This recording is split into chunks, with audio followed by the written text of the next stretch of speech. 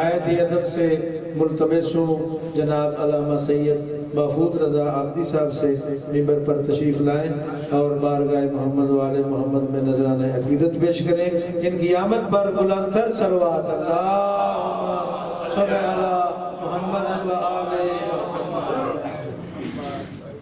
آپ تمام عاشقان خاندان اہل بیت کی خدمت میں شہادت امام سید سجاد زین العابدین امام البکائین کی تعزیت اور تسلیت پیش کرتے ہیں۔ انشاءاللہ تمام عاشقان امام کی طرف سے امام زمانہ کی خدمت اقدس میں آپ کے جد بزرگوار امام سجاد علیہ السلام کی شہادت کی تعزیت اور تسلیت ایک صلوات کے ذریعے سے پیش کریں۔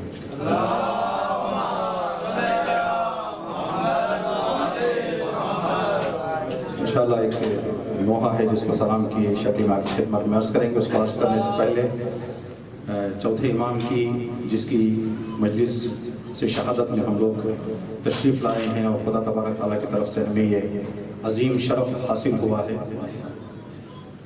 امام کے 5 مشہور القاب تاریخ میں درج ہیں۔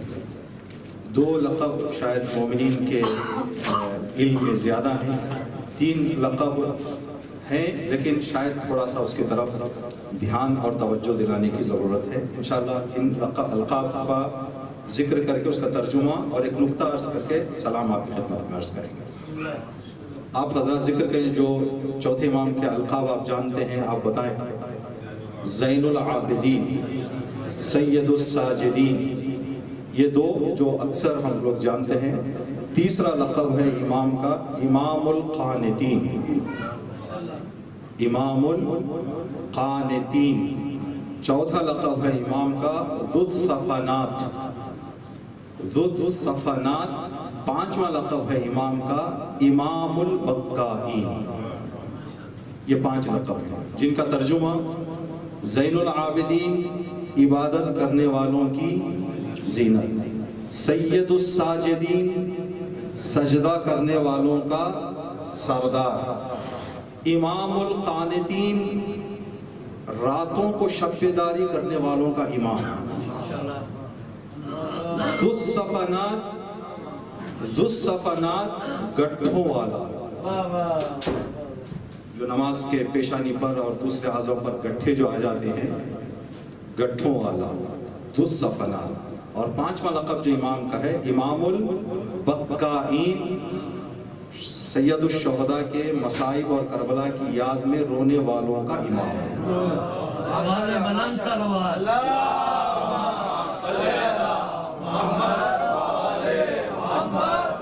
جو نقطہ مجھے اور آپ کو غور کرنا ہے اور جس کو ہمیں آج کے مجلس سے حاصل کرنا ہے، یہ 5 لقب میں سے سید الساجدین کا تعلق عبادت سے ہے یا عزاداری سے ہے؟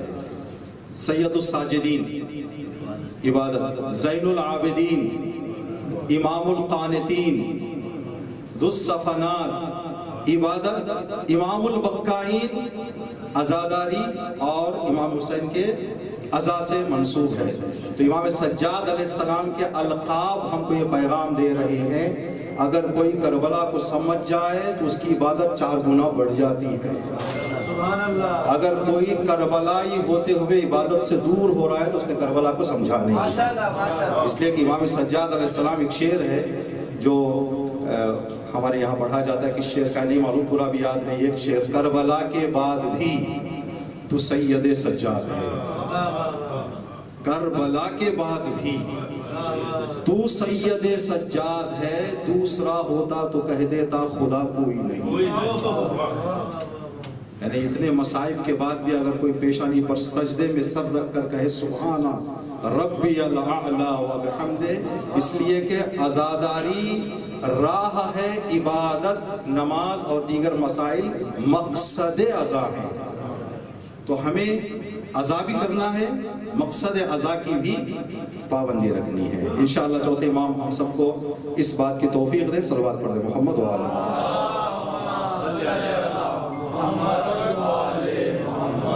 سلام کے کچھ بند ہیں جو